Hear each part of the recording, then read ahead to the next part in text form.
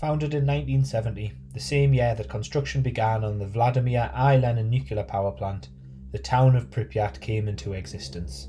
Pripyat was built to accommodate the workers of the nuclear power plant and their families. Life in Pripyat was a dream for many young patriotic Soviets. The average age of the town was 26 years old. Everyone wanted to live there, and those that could flocked from all corners of the Soviet Union.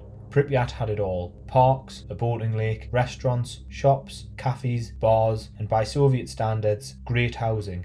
Pripyat was the town that foreign visitors were shown in order to demonstrate the communist ideal in action. It was like the Titanic, the ship that couldn't sink, until it did. Then the population simply disappeared, evacuated from their utopian paradise on false promises of returning within a matter of days. Pripyat was brought to the attention of a new generation by the now infamous opening sequence of Call of Duty Modern Warfare 4. Pripyat always has, and always will, captivate the minds of the adventurous and the curious for generations to come. 50,000 people used to live here. Now it's a ghost town.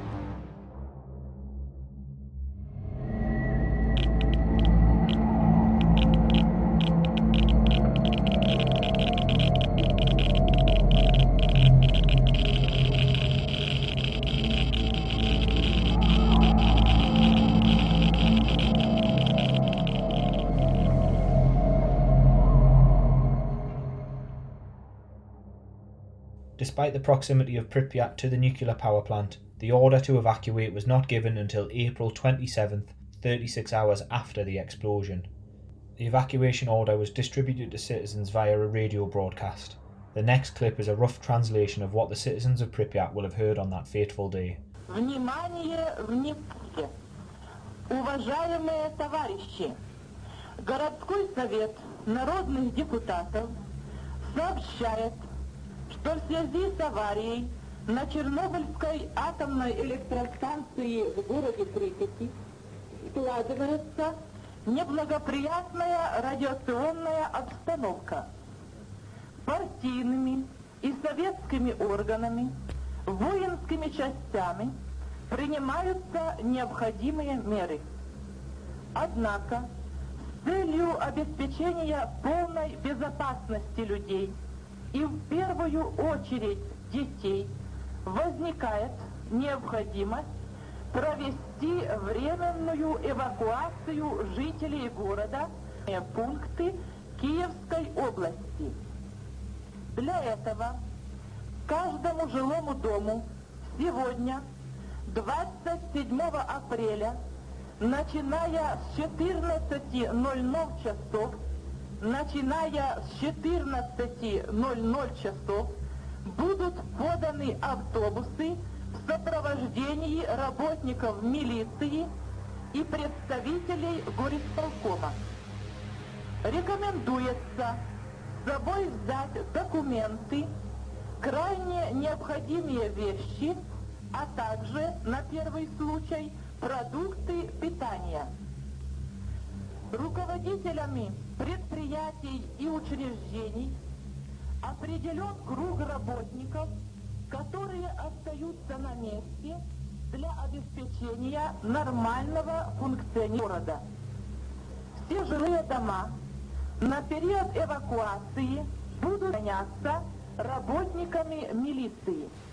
Товарищи, временно оставляя свое жилье, не забудьте, пожалуйста, закрыть окна, выключить электрические и газовые приборы, перекрыть водопроводные краны.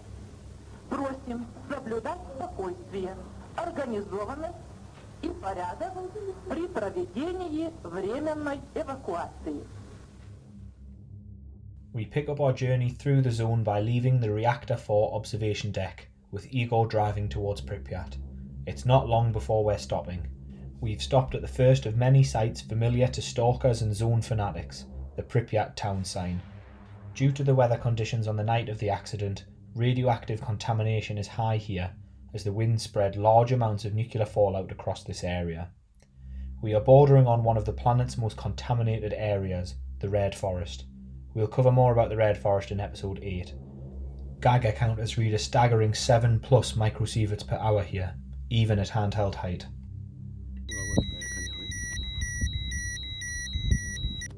As a quick reminder before we watch this next clip, each click from the Geiger counter is the device registering a radioactive particle. When radiation is high, individual clicks become indistinguishable from each other and form essentially a solid tone. The Geiger counter's internal alarm was previously programmed to activate at 3 microsieverts per hour and above. This was disabled due to the frequency in which we would encounter such levels from now on, instead opting for the individual clicking described in point 1. 0.3 microsieverts per hour is the maximum permissible level for background radiation in a Western European city. When you move the counter to ground level, where the radioisotopes have been absorbed into the biomatter, counters peak at around 20 microsieverts per hour.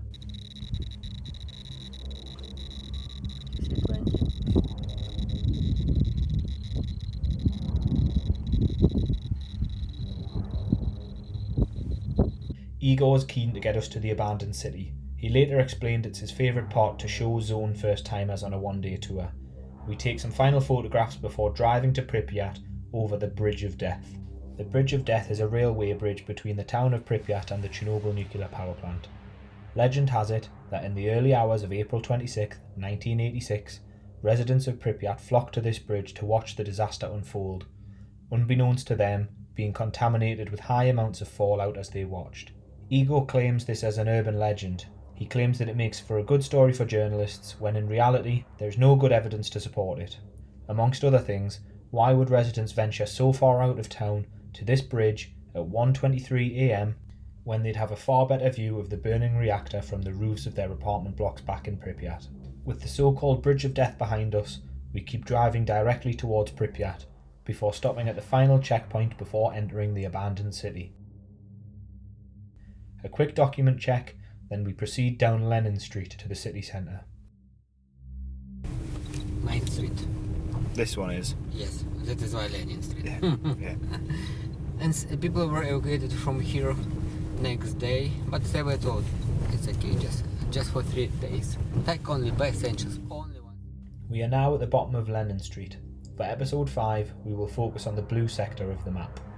Given the circumstances that created this place, I'm ashamed to admit how excited I was to finally be standing in the place I dreamed of visiting for years.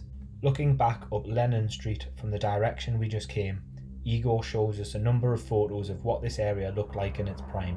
Since returning from Ukraine, I've scoured the internet looking for period photos that match those that I took myself. Turning roughly 90 degrees to our left, we have the hardware store and apartment block on the corner of Lenin Street.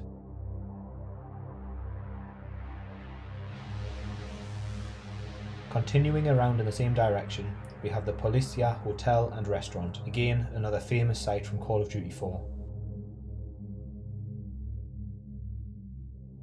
Turning further still, we see Pripyat's Palace of Culture, called Energetik. Westerners would best relate a Palace of Culture to a community centre. We make our way across the main square between the shopping centre on our left and Energetik on our right. The signs of the liquidation clear, new pathways hastily laying on top of the old in a desperate attempt to subdue the contamination. It was impossible not to take a multitude of photographs of each structure, as each building revealed itself through the undergrowth as we progressed on our journey. During this walk, we got a better view of the Polissya hotel. Unfortunately, we did not get to venture inside due to limited time.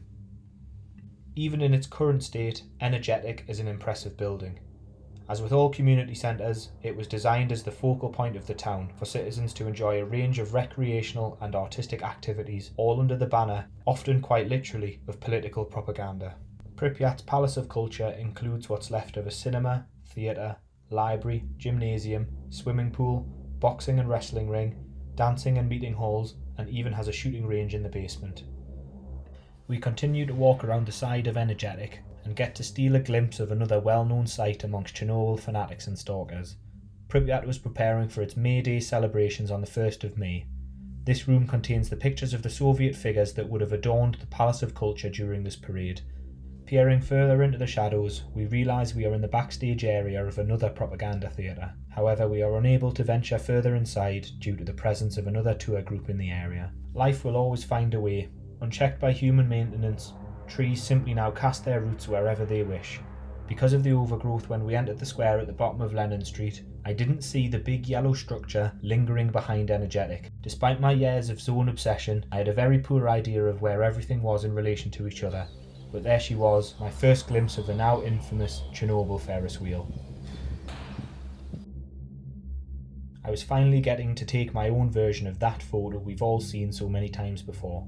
The Ferris wheel punching through the fauna, framed by the now glassless Energetik gymnasium windows.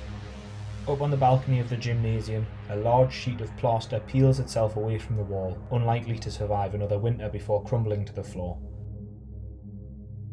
It was only when I was researching during the production of this episode was I able to now contextualise all of the old photographs I'd saw. The deserted, decaying gymnasium hall I remembered was now suddenly bustling with life in my memories. In the excitement of visiting the zone for the first time, it's often easy to forget that Pripyat was a real town, home to real people. We now leave Energetik and head to the fairground. Officially called the Park of Culture and Rest, it was to be opened for the first time on the 1st of May 1986, just in time for the May Day celebrations.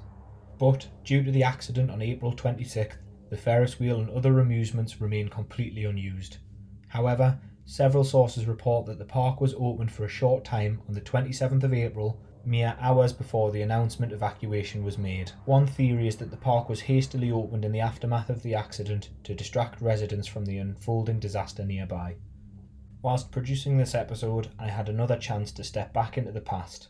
Seeing the difference, particularly in the background of the photos, really contextualises the disaster's effects on Pripyat. Radiation levels around the park vary. The Chernobyl liquidators washed radiation into the soil after the helicopters carrying radioactive materials used the fairground as a landing strip, therefore concreted areas are relatively safe. The Ferris wheel pods are made out of what appears to be fiberglass, and are therefore unable to absorb radioactive particles, but they can, however, collect particles in moss and mud that builds up within the pods themselves. In this next clip, Igor shows us our first real radioactive hotspot within the zone. The Geiger counter reads approximately 1.1 microsieverts per hour at the start of this clip, before climbing to a maximum of 164 microsieverts per hour during our reading, although a higher reading may be entirely possible.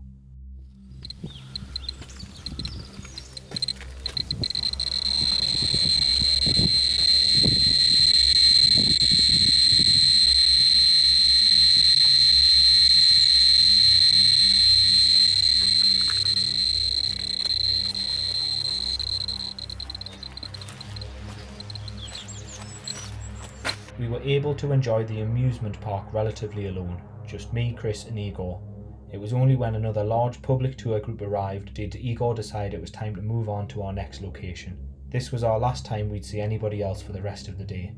Next up, the Azure swimming pool.